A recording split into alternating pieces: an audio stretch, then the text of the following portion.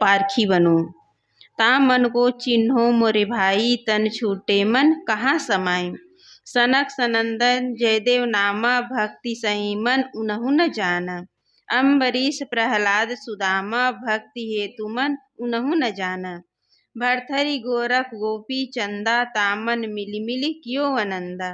जामन को कोई जान न भेवा, तामन मगन भये सुख देवा। शिव सनकादिक नारद शेषा, तन के भीतर मन उनहु न पेखा। एकल निरंजन सकल शरीरा, तामा भ्रमि भ्रमि रहल कबीरा। तो सदगुरु कबीर साहब जी कहते हैं, ताम मन को चिन्हो मोरे भाई, हे मेरे बंधु, उस मन की पहचान करो जो तुम्हारा संसार से संबंध कराने में कारण है। तन छूटे मन कहाँ समाए। और सदगुरु आगे भी कहते हैं कि इस बात पर विचार करो कि शरीर छूट जाने पर मन कहाँ लीन होगा।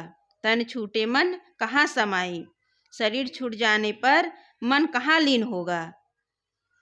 सनक सनंदन जयदेव नामा, भक्ति सही मन उनहु न जाना। सनक सनंदन आदि तथा जयदेव नामदेव आदि महापुरुषों ने भक्ति अवश्य की, परंतु मन की परख उन्होंने नहीं की। भक्ति सही मन उनहु न जाना। भक्ति तो किए बड़े बड़े महापुरुष सनक सनंदन जयदेव नामदेव, लेकिन मन की परख उन्होंने नहीं किए। सदगुरु कबीर साहब जी आगे और बड़े बड़े महापुरुषों को गिनाते हैं कि अम्बरीश प्रहलाद सुदामा, भक्ति हेतु मन उनहु न जाना। अम्बरीश प्रहलाद सुदामा आदि महानुभाव भी अधिक भक्ति भावना के कारण मन की परख नहीं कर सके। भरथरी गोरख गोपी चंदा, तामन मिली मिली कियो आनंदा। भरथरी गोरखनाथ और गोपी चंद जैसे महायोगी जनों ने भी उस मन में मिल मिलकर आनंद माना। जा मन को कोई जान न भेवा, तामन मगन भये सुख देवा। जिस मन का कोई रहस्य न जान सका, उसी मन में मिलकर सुखदेव मुनि भी निमग्न हो गए। यहाँ तक कि शिव सनकादिक नारद शेष जी ने भी शरीर के भीतर में रहने वाले मन की परख नहीं की। शिव सनकादिक नारद शेषा, तन के भीतर मन उनहु न पेखा। बड़े बड़े महापुरुष भी जिसे देवता कहे जाते हैं, शिव सनकादिक शेष नारद जी भी शरीर के भीतर रहने वाले मन की परख नहीं कर पाए। एकल निरंजन सकल शरीरा, तामा भ्रमि भ्रमि रहल कबीरा। यहाँ एकल निरंजन क्या है?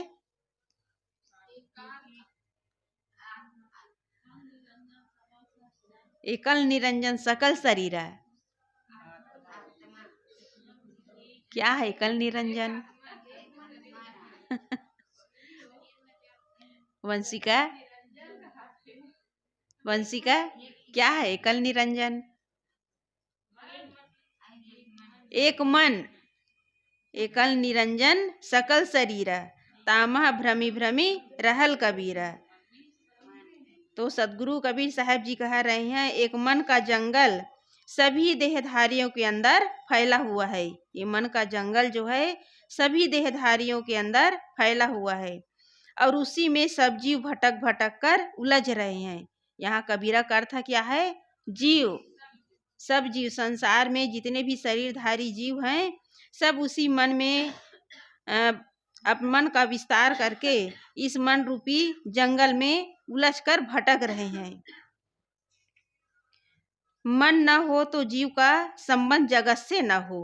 यदि मन न हो तो जीव का संबंध किसी से न हो, क्योंकि मन जो है सेतु का काम करता है। मन जो है सेतु का काम करता है। जड़ और जीव चेतन जीव को जोड़ने के लिए ये मन ही सेतु है।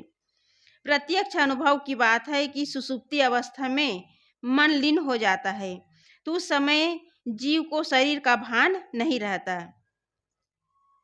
जब मनुष्य रात में सोते हैं, सुषुप्ति अवस्था में पहुंच जाते हैं, तो कहते हैं कि मैंने ऐसा सोया कि मुझे कुछ ज्ञान ही नहीं रहा, मुझे कुछ भान ही नहीं रहा, क्या हुआ कैसे हुआ, रात कैसे बीता पता ही नहीं चला। लेकिन उसे जानने वाला कौन वहाँ उपस्थित है? आत्मा उपस्थित है। और किसके द्वारा जाना? मन के द्वारा। वहाँ भी मन उपस्थित है, वहाँ सुसुप्ति अवस्था में तो है, लेकिन जानने वाला जीव है और उस जीव को जानने वाला मन वहाँ भी उपस्थित है। इस प्रकार हर आदमी प्रतिदिन 4, 6 या 8 घंटे तक नींद में जाकर अपने माने हुए शरीर को भूल जाता है। अतएव चेतन का जड़ से संबंध कराने में यह मन ही कारण है। मन ही जड़ चेतन में पुल है,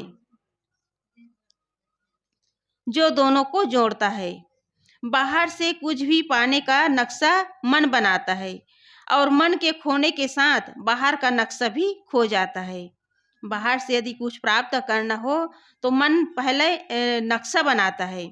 जैसे कहीं बाहर जाना हो, बाहर यात्रा के लिए जाना हो, तो मन में एक नक्शा तैयार होता है कि हम लोग वहाँ जाएंगे, और सुने रहते हैं कि वहाँ अमुक अमुक चीज़ देखने लायक है, अमुक अमुक चीज़ घूमने लायक है।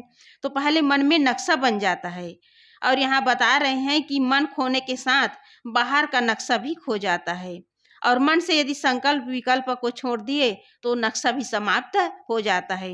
ये सारा नक्शा मन के संकल्प विकल्प के कारण बने हुए हैं। जीव को बाहर से शब्द, स्पर्श, रूप, रस तथा गंध, इन 5 विषयों के अलावा कुछ भी नहीं मिलता। यदि हम बाहर से मोक्ष एवं ईश्वर का नक्शा बनाते हैं और उन्हें पाना चाहते हैं तो वे भी मन के आयाम से बाहर नहीं होते। लोग जो है मोक्ष एवं ईश्वर की कल्पना करते हैं, उसका नक्शा बनाते हैं। जिसकी जहाँ धारणा होती है, जिसे अपना इष्ट माने होते हैं, तो उसका वे एक नक्शा बनाते हैं, उसका चित्र बनाते हैं, उसका खाका खींचते हैं। फिर उसी में अपने मन को उस धारणा में लगा देते हैं, उसे पाना चाहते हैं। तो ईश्वर का नक्शा तो बना लेते हैं, लेकिन मोक्ष का आज तक कोई नक्शा नहीं बना पाए, क्योंकि वो दिखने वाली चीज़ ही नहीं है। ईश्वर परमात्मा जिसका लोग चित्र बना लेते हैं, कागज में, पत्थर में, लकड़ी में या मिट्टी के द्वारा उसका नक्शा बना लेते हैं, वो तो दिखाई में आता है। लेकिन मोक्ष ऐसा कोई चीज़ नहीं है कि इसका आज तक कोई नक्शा नहीं बना पाए, क्योंकि वो दिखने वाली चीज़ ही नहीं है और वो पाने वाली चीज़ भी नहीं है। वो तो मिला मुलाया है। अपना जो आत्मा है मोक्ष रूप है और उसे कहीं बाहर से पाना नहीं है।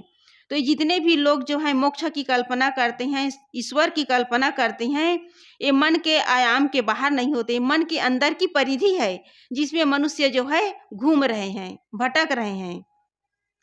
ये मन क्या है? परिधि। और इसी परिधि में संसार के जीव भटक रहे हैं, घूम रहे हैं कि यहाँ परमात्मा मिलेगा, वहाँ मोक्ष मिलेगा। और इसी कल्पना में लोग जो हैं बाहर कहीं तीर्थों में, कहीं पहाड़ों में, कहीं पर्वतों में भटक रहे हैं, अपने केंद्र को भूले हुए हैं, आत्मा को भूले हुए हैं। इसलिए मन की बनाई हुई कल्पनाओं में लोग भटक रहे हैं। इस शब्द में सदगुरु कबीर ने बड़े बड़े नाम दिए हैं और बताए हैं कि ये सब मन के आयाम से बाहर न जा सके। भक्ति भावना में विहल लोग किसी देहधारी को जो वर्तमान में है या शरीर छोड़ चुका है, भगवान एवं जगत नियंता मानकर उसके पीछे अपनी सुध बुध खोए रहते हैं। कितने ऐसे भक्ति भावना में डूबे हुए लोग जो हैं किसी भगवान या किसी ईश्वर की कल्पना करके उसी के पीछे अपना पूरा जीवन लगा देते हैं। इतना भक्ति में डूबे रहते हैं कि रात दिन उसकी पूजा प्रार्थना में लगे रहते हैं, रोते हैं। कितने लोग जो हैं रोते भी हैं। वहाँ मस्जिद में जाओ, मजार में जाओ तो लोग जो है उसका कब्र के अगल बगल बैठ करके रोते रहते हैं, अपने खुदा को पुकारते रहते हैं। तो यहाँ कितना आप रो लो, कितना भी गिड़गिड़ा लो, लेकिन वो तो भगवान सुनने वाला नहीं है। तो लोग जो है भक्ति भावना में विहल होकर के उसे पाने के लिए रोते हैं, प्रार्थना करते हैं, गिड़गिड़ाते हैं। जो भक्त देहधारी को न मानकर ऐसी कल्पना करते हैं कि एक ऐसा ईश्वर है जो सब जगह व्याप्त है, उसका भी ईश्वर उसकी मान्यता ही है।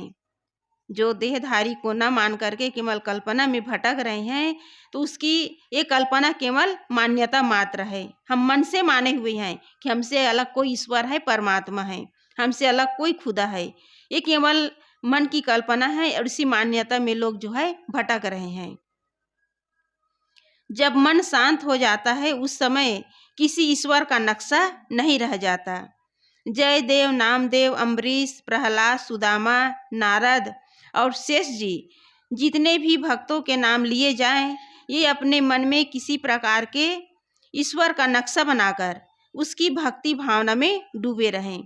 यह सच है कि उन्होंने इस प्रकार की भक्ति की, परंतु वे यह नहीं समझ पाए कि हम मन के आयाम, मन के फैलाव के भीतर ही रम रहे हैं। वे मन की परख नहीं कर सके और वे यह नहीं समझ सके कि हम मन को ईश्वर मानकर उसी में रम रहे हैं। क्योंकि जितने भी महापुरुष के नाम गिनाए गए हैं, जयदेव, नामदेव, अम्बरीश, प्रहलाद, सुदामा, शेष जी, नारद जी, इनको बताने वाले जो गुरु मिले हैं वो भी इसी काल्पनिक ईश्वर के ही काल्पनिक ईश्वर को ही बताए हैं कि यही तुम्हारे परमात्मा हैं, यही तुम्हारे ईश्वर हैं। तो इस तरह जैसे जैसे बताते गए उसी के अनुसार ये लोग भक्ति मार्ग में लगे रहें और उसे पुकारते रहे। उसकी भक्ति भावना में लोग जो हैं अपने अपने आप को पूरी तरह डुबा दिए, लेकिन मन की परख नहीं कर पाए, मन को समझ ही नहीं पाए कि जितने भी हम ईश्वर की कल्पना कर रहे हैं, भगवान की कल्पना कर रहे हैं, ये मन का बनाया हुआ नक्शा है। मन के ऊपर ये लोग उठ ही नहीं पाए।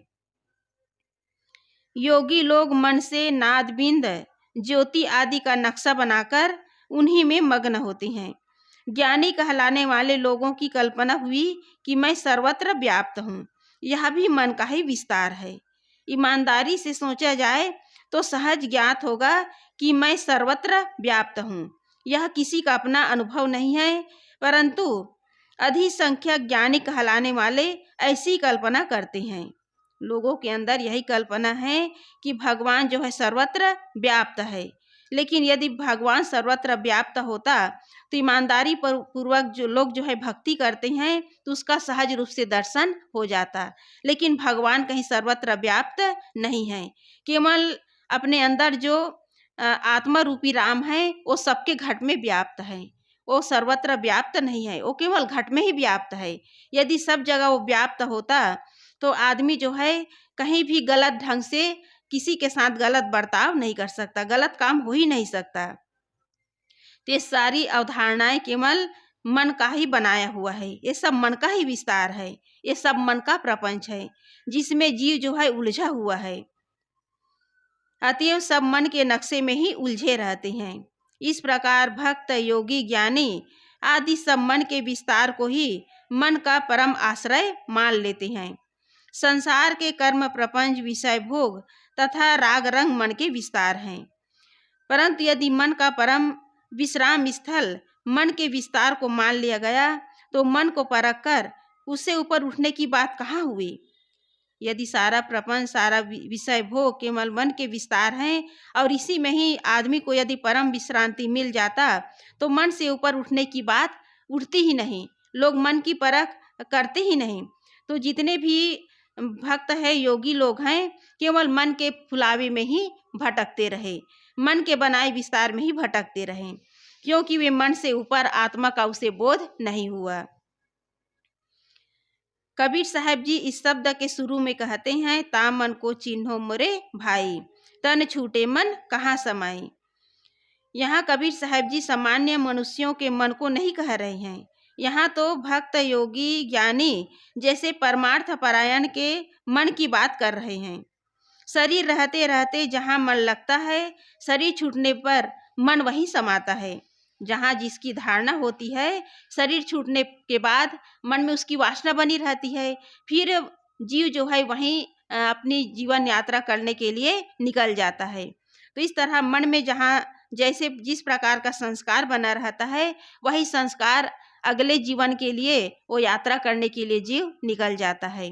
तो इस प्रकार जहाँ जहाँ जिस जिस ढंग से लोग भक्ति मार्ग में लगे, केवल वे भटकते रहे, उन्हें स्थायी सुख नहीं मिला, उसे स्थायी विश्राम नहीं मिला। और यही कारण है कि आज भी लोग जो है पूजा पाठ के नाम पर भटक रहे हैं, देव ईश्वर तथा मोक्ष पाने के लिए बाहर भटक रहे हैं। ये संस्कार अनादिकाल से जीव के साथ बना हुआ है और यही कारण है कि मनुष्य जो है मन को न समझ करके मन के इस विस्तार में अपने आप को बंद कर लिए हैं, मन के विस्तार में, मन के प्रपंच में ही अपने आप को फंसा लिए हैं। यदि व्यक्ति का मन बाहर किसी शुभ या अशुभ नक्शे में लगा है तो वह आज भी बाहर भटक रहा है और शरीरांत के बाद भी भटकने की स्थिति में ही रहेगा। परंतु यदि मन बाहर के सारे नक्शे को छोड़कर चेतन एवं आत्मा में लौट आया तो भटकने का कोई प्रश्न ही नहीं है।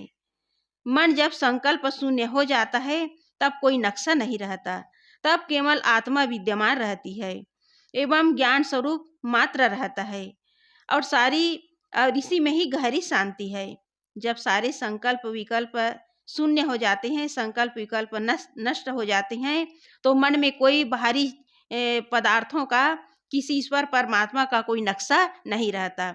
और इसके लिए यह गुरुदेव जी बता रहे हैं कि आत्मा का ज्ञान होना आवश्यक है। जब तक अपनी आत्मा का, अपनी चेतना का ज्ञान नहीं होगा तब तक बड़े बड़े योगी कहलाने वाले लोग भी भटक रहे हैं। अभी कुंभ मेला लगेगा और उस कुंभ मेला में अनेक प्रकार के मत पंथ और संप्रदाय के जितने भी संत हैं, भक्त हैं, सब वहाँ अपना अपना सब लगाए रहते हैं पंडाल, और उसमें अपने अपने ढंग से भक्ति में लगे हुए हैं। तो कोई तो पंचाग्नि तापते हैं, तो कोई निराहारी हैं, कोई फलाहारी हैं। ये सब अपने अपने ढंग से भक्ति में लगे हुए हैं और इन लोगों का उद्देश्य है हमें परमात्मा के दर्शन होंगे, हमें मोक्ष मिलेगा, हमारे अंदर जो परमात्मा पाने का जो भाव है वो हमें मिल जाएंगे। तो इस तरह अपने ढंग से ये लोग नक्शा बनाते हैं, अपने ढंग से कल्पना करते हैं, धारणा बना लेते हैं और उसी में अपने मन को टिकाए हुए हैं, उसी में अपना जो ध्यान समाधि है उसी में लगाए हुए हैं। कितने ऐसे अभी कुंभ मेला में आएंगे, बड़े बड़े अखाड़ा के लोग आते हैं और वे लोग भी अनेक प्रकार के सब अपने शरीर में भभूत लगा करके बैठे रहते हैं। तो कोई ऐसे संप्रदाय के लोग हैं, अखाड़े के लोग हैं, वे लोग दुर्व्यसन करते हैं, गांजा भांग पीते रहते हैं, कहते हैं कि हमारा जो भगवान है वो गांजा भांग पीते हैं और उसी के माध्यम से हम लोग भी इसी भक्ति मार्ग में लगे हुए हैं। तो लोग जो है अनेक प्रकार के सब टंड खंड सब पाखंड फैलाए हुए हैं कि कोई भी भगवान न तो शराब पीता है, न गांजा पीता है, न किसी भी प्रकार के दुर्व्यसन करता है। ये सब मनुष्य अपने ढंग से सब बना लिए हैं, मान्यता बना लिए हैं और उसी में अपने आप को बंद कर लिए हैं और कह रहे हैं कि हम भक्ति कर रहे हैं। ये भक्ति करने का नियम नहीं है, भक्ति करने का माध्यम नहीं है। असली भक्ति है अपने आत्मा को जानना और उसमें स्थित होने का काम करना। ये बाहर जितने भी भक्ति का जो माध्यम बनाए हुए हैं ये सब पाखंड है, ये सब केवल धोखा है, ये सब केवल भटकाने के लिए है। तो यहाँ गुरुदेव जी कह रहे हैं कि जब तक मन जो है संकल्प शून्य नहीं होगा तब तक गहरी शांति मिलने वाला नहीं है। अंदर की शांति अंदर ही है, वो बाहर मिलने वाला नहीं है। लेकिन लोग जो है उस शांति को, उस सुख को बाहर खोजने के लिए भटक रहे हैं, बाहर खोज रहे हैं, लेकिन वो मिलने वाला नहीं है। चाहे कितना भी पाखंड फैला लो, कितना भी तुम आडंबर कर लो, वो बाहर मिलने वाला नहीं है। तो यहाँ गुरुदेव जी कह रहे हैं कि विवेकवान का काम है कि वह मन के सारे नक्शे को खो दे। वस्तुतः मन को ही परख परख कर उसका अभाव करता रहता है। जो विवेकवान होते हैं वो मन को परख परख करके मन में जो संकल्प उठते रहते हैं उसका सदैव अभाव करते रहते हैं और उसके मन के सामने सारी अवधारणाएं, सारी कल्पनाएं खो जाती है। जब परख करके सारे संकल्पों विकल्पों को धीरे धीरे छोड़ते चले जाते हैं तो अंत में सारी कल्पनाएं समाप्त हो जाती है, मन की सारी अवधारणाएं समाप्त हो जाती है। इसलिए सद्गुरु कहते हैं ता मन को चिन्हो मोरे भाई, मन को चिन्हो, मन को परखो, तब मन जो है शून्य हो जाएगा। और मन में यदि प्रपंच भरा हुआ है, मन में संकल्प और विकल्प उठ रहे हैं तो मन का भटकना निश्चित है। हम एक विशेष ध्यान की अवस्था में बैठकर मन को परख परख कर उसे शून्य कर देते हैं। यह तो ठीक ही है, परंतु हमें चाहिए कि अन्य समय में भी लेटते उड़ते बैठते खाते पीते तथा कोई भी काम करते हुए मन को परखते रहें। यहाँ ध्यान का मतलब केवल आंख मूंद करके बैठना ध्यान नहीं है। हम अपने व्यवहार काल में जो भी काम करते हैं, खाते पीते बोलते चालते हैं, उसमें भी मन को परखने की आवश्यकता है। सदगुरु कबीर साहब जी ने भी कहा है, उठत बैठत कभू न छूटे, ऐसी तारी लागी। हम अपने व्यवहारिक जीवन में जो भी काम करते हैं उसमें भी ध्यान की आवश्यकता है। कितने लोग खाते भोजन करते समय क्या करते हैं, आजकल तो मोबाइल का ज़माना है। पहले लोग टीवी के पास बैठकर भोजन करते थे। कोई क्रिकेट देख रहे हैं, कोई फ़िल्म देख रहे हैं, कोई सीरियल देख रहे हैं, तो कोई और कुछ देख रहे हैं। तो आप भोजन कर रहे हैं कि आप टीवी को देख रहे हैं।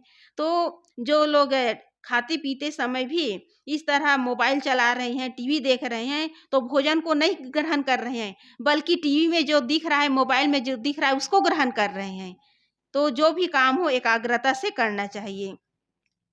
लेटते समय भी मन के सारे संकल्पों को, विकल्पों को जो शांत करके सोता है, उसकी नींद जो है गहरी होती है, उसे स्वप्न भी नहीं आता। तो यहाँ गुरुदेव जी बता रहे हैं कि हर क्षण ध्यान की आवश्यकता है, मन को परखने की आवश्यकता है कि मन कहाँ-कहाँ भटक रहा है और उस मन के भटकाव को हम ही मिटा सकते हैं, इसे कोई दूसरा नहीं मिटा सकता और इसके लिए चाहिए ध्यान। हर क्षण मन को परखने के लिए ध्यान की आवश्यकता है। मन हमें वर्तमान से हटाकर नए-नए नक्शे में ले जाता है। यदि हम हर समय मन को परखते रहते हैं, तो इससे बड़ी और कोई साधना नहीं होगी। सबसे बड़ी साधना है अपने मन को परखना, अपने मन को देखना कि हमारे मन में क्या-क्या संकल्प, विकल्प उठ रहे हैं। मन में हमारे किस प्रकार के विकार उठ रहे हैं और उन विकारों को, उन मन के संकल्प विकल्पों को धीरे-धीरे करके हटाते चले जाना और यही सबसे बड़ी साधना है। साधक को किसी मुक्ति या भगवान का नक्शा नहीं बनाना है, किंतु मन को परख-परख करके उसे छोड़ते रहना है। कितने ऐसे लोग हैं भक्ति करने के लिए, मन को रोकने के लिए आलंबन बनाते हैं। शुरू में आलंबन किसी आधार को पकड़ना ज़रूरी है, लेकिन मन को रोकने के लिए उसी आलंबन में, उसी चित्र में यदि मन को टिकाए रहें, तो हम अपने गंतव्य तक पहुँच नहीं सकते। अपना अंतिम गंतव्य क्या है? अपनी आत्मा में स्थित होना और उसके लिए किसी आलंबन की आवश्यकता नहीं है। शुरू में तो चाहिए मन को रोकने के लिए, लेकिन धीरे-धीरे उस आलंबन को त्याग करके, उस नक्शा को भी त्याग करके, मन का साक्षी बन करके अपने मन को परखना है। मन ही हमें भव से जोड़ता है। मन ही हमें संसार एवं प्रपंचों में मिलाता है। यदि हमने मन को ही परख कर उसे छोड़ने का अभ्यास शुरू कर दिया, तो मानो हमारे लिए भवसागर ही समाप्त हो गया। क्योंकि भवसागर किसके द्वारा बना है? मन के द्वारा बना है। कहा भी गया है कि मन एवं मनुष्य नाम कारणम बंध मोक्षो। मन ही बंधन एवं मोक्ष का कारण है। मन में यदि संकल्प विकल्प है, मन में प्रपंच है, मन में सांसारिकता यदि समाया हुआ है, तो समझ लो कि हम बंधनों में जकड़े हुए हैं। और मन में यदि सांसारिकता नहीं है, मन से सांसारिकता को छोड़ने के लिए यदि हम धीरे-धीरे अभ्यास कर रहे हैं, तो एक दिन ये भवसागर भी समाप्त हो जाएगा, मन का प्रपंच भी समाप्त हो जाएगा। हमें बाहर से न मोक्ष पाना है, न कोई भगवान पाना है। हमें केवल अपने मन को देखते रहना है, उसे परख-परख कर अपनी सत्ता, अपनी चेतना की ओर लौटने का काम करना है। इस प्रकार जब हम अपनी सत्ता मन को नहीं देते, तब मन जो है शून्य हो जाता है। जब हम अपने चित्त को अपने मन की ओर न लगाकर अपनी आत्मा की ओर लगाते हैं, तो वहाँ मन जो है प्रपंच शून्य हो जाता है, मन विकार शून्य हो जाता है। हम अपने चित्त को मन में लगा रहे हैं, मन अपनी सत्ता को हम मन में लगा रहे हैं, इसी कारण मन जो है बलवान बना हुआ है और यही मन जो है सबल बन करके जीव को दुर्बल बना देता है। इसलिए मुख्य बात है अपने चित्त में मन को हमेशा देखने का, परखने का काम करना। जितना चित्त मन को परखने और देखने का काम करेगा उतना ही मन के सारे नक्शे जो है समाप्त हो जाएंगे।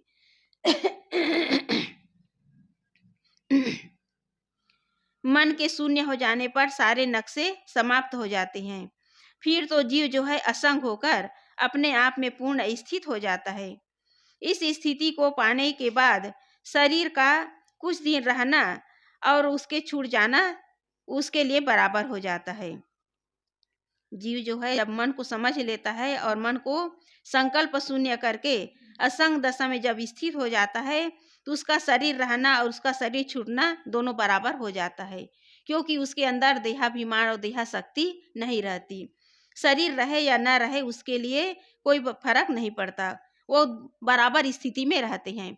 शरीर में रहते हैं तब भी उसकी स्थिति एक समान रहती है, और शरीर के छूटने के बाद वो मुक्ति की दशा में, मुक्त दशा में पहुंच जाता है। इसलिए जीते जी अपने अंदर जो विकार हैं, अपने अंदर जो संकल्प विकल्प है, उसको धीरे धीरे हटाने का काम करना। और किस भाव में रहना? साक्षी भाव में। यदि मन जो है हमेशा साक्षी भाव में यदि रहता है तो उसके अंदर का सारा भव बंधन जो है समाप्त हो जाता है। ये भव बंधन का सारा खेल समाप्त हो जाता है। अतएव हर समय जीव जो है कृतार्थ अवस्था में रहता है। इसलिए सद्गुरु कहते हैं, शरीर छूटने के पहले मन को परख कर उसे छोड़ दो। समझ लो मन तथा मन के सारे नक्शे झूठे हैं, वे चाहे शुभ हो या अशुभ। यहाँ गुरुदेव जी कह रहे हैं कि जो मन को परख करके उसे छोड़ देता है, उसके लिए सारे नक्शे झूठे हैं। ये सारा संबंध झूठा है। जो भी हम संबंध बनाए हुए हैं सांसारिक प्राणियों के प्रति, ये सारा नक्शा झूठा है। सदगुरु कबीर साहब जी ने कहा है कि सपने सोया मानवा, खोली जो देखे नैन, जीव परा बहुलूट में न कछु लेन न देन। जैसे स्वप्न में हम देखते हैं और जब आंख खुलती है तो सारा जो स्वप्न झूठा होता है, उसी प्रकार संसार का सारा संबंध झूठा है, केवल हम मन से माने हुए हैं। इसलिए सदगुरु कबीर साहब जी कह रहे हैं कि शरीर छूटने के पहले जो भी संबंध है, मन की जो भी मान्यता है, उसे परख परख करके छोड़ते चले जाओ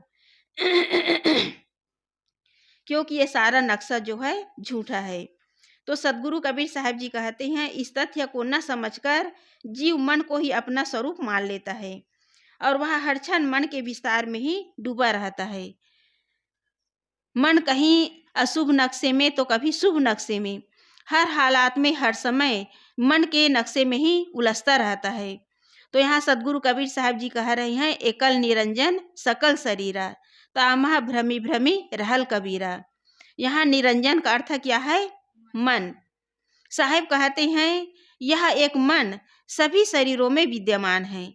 यहाँ एक का मतलब यह नहीं कि सभी शरीरों में एक ही मन है, सबके अंदर अलग अलग मन है, सबके अंदर अलग अलग मन है। किसी का मन शांत होता है तो किसी का मन अशांत होता है, किसी के मन में ज्यादा क्रोध है तो किसी के मन में कम क्रोध है, किसी के मन में ईर्ष्या द्वेष है तो किसी के मन में प्रेम एवं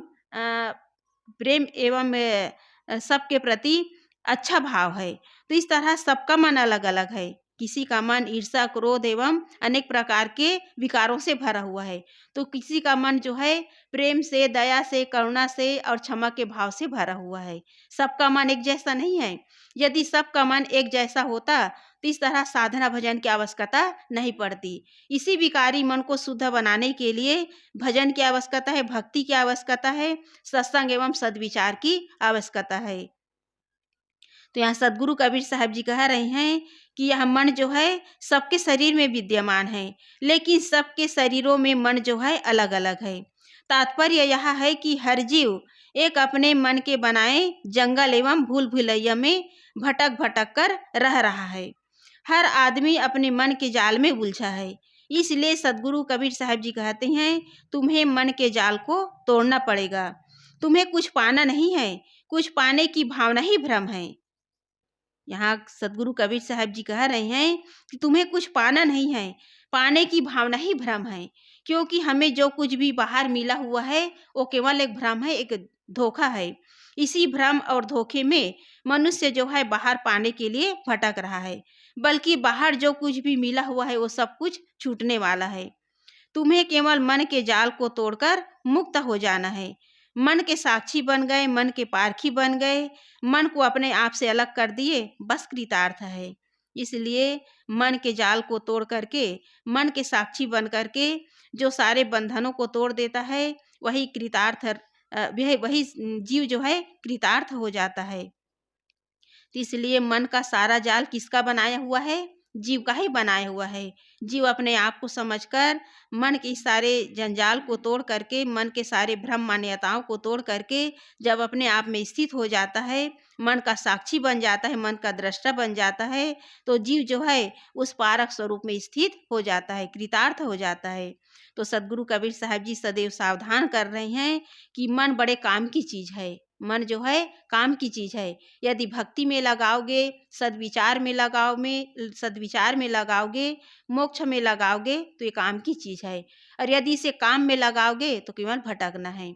सदगुरु कबीर साहब जी ने कहा है कि कबीर मन तो एक है, भावे तहाँ लगाओ, भावे गुरु की भक्ति करो, भावे विषय कमाओ। ये मन काम की चीज़ है। यदि इस मन का यदि हम सदुपयोग करते हैं, भक्ति में लगाते हैं, मुक्ति में लगाते हैं, तो ये मन जो है हमें कहीं भटकने नहीं देता।